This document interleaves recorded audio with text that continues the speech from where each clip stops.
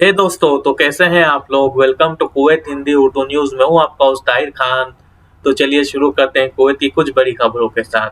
तो सबसे पहले हम आपको सऊदी अरबिया की खबर बता देते हैं कि सऊदी अरबिया के रॉयल कोर्ट ने बयान जारी किया है कि किंग सलमान बिन अब्दुल अजीज राजधानी रियाद के एक हॉस्पिटल में एडमिट कराया गया है।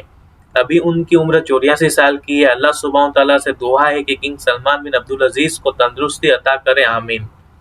आगे चलते हैं खबरों की तरफ।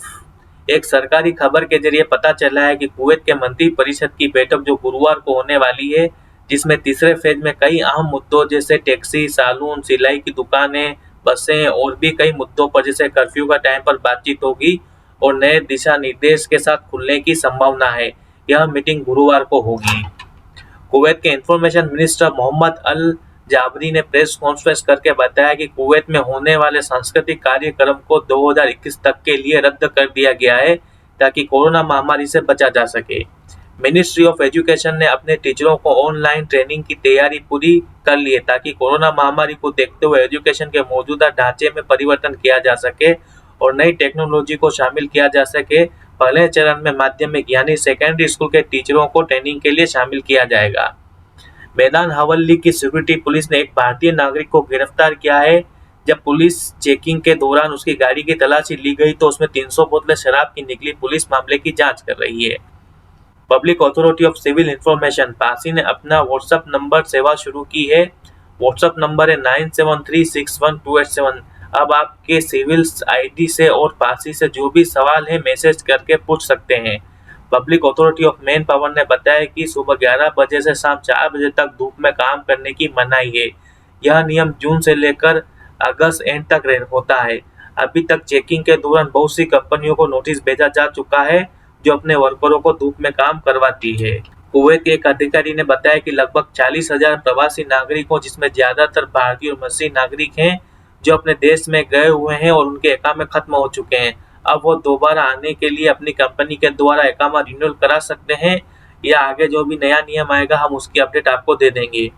फरवानिया ब्लॉक 6 में बिल्डिंग मालिक ने पानी और बिजली काट दी, जिससे प्रवासी नागरिकों को बहुत मुश्किलात का सामना करना पड़ रहा है। ऐसी भयंकर गर्मी में ना ही उनकी बिल्डिंग में लाइट और ना ही पानी है। बाद में किराएदारों ने पुलिस को फोन करके मामले को सुलझाने की कोशिश की है और किराएदारों से किराया वसूल करने के लिए रियल एस्टेट के मालिकों ने कानूनी चेतावनी भी दी है उन लोगों को। मिनिस्ट्री ऑफ इंटीरियर एमओआई ने बताया कि होम डिलीवरी के लिए मोटरसाइकिल प्रति कंपनी 15% के अनुपात से काम करेगी। एक रिपोर्ट के मुताबिक 1993 से 2020 तक लगभग 38,505 विदेशी महिलाओं ने कुवैती नागरिक से शादी की है।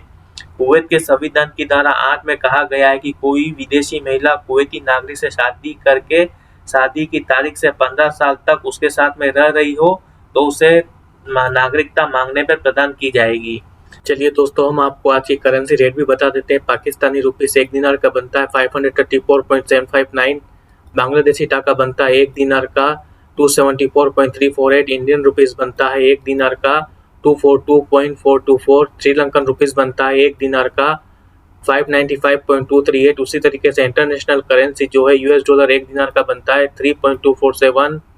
ग्रेट ब्रिटेन पाउंड जीबी बनता है 1 दिनार का 2.552 और यूरो बनता है 1 दिनार का 2.814। उसी तरीके से गोल्ड की रेट आज की है 24 कैरेट 1 ग्राम का गोल्ड 18 दिनार का, 22 कैरेट का गोल्ड 17 दिनार 300 का, 21 कैरेट का 1 ग्राम का गोल्ड 16 दिनार 650 का और 18 कैरेट गोल्ड 1 ग्राम का 15 दिनार 600 का है। तो दोस्तों, कुवैत की पल पल अपडेट जानने के लिए हमारे पेज को लाइक, सब्सक्राइब, शेयर और कमेंट जरूर कीजिए। अगर आप किसी टॉपिक के बारे में जानना चाहते हैं तो हमें कमेंट करके बताइए। तो बने रहिए हमारे साथ।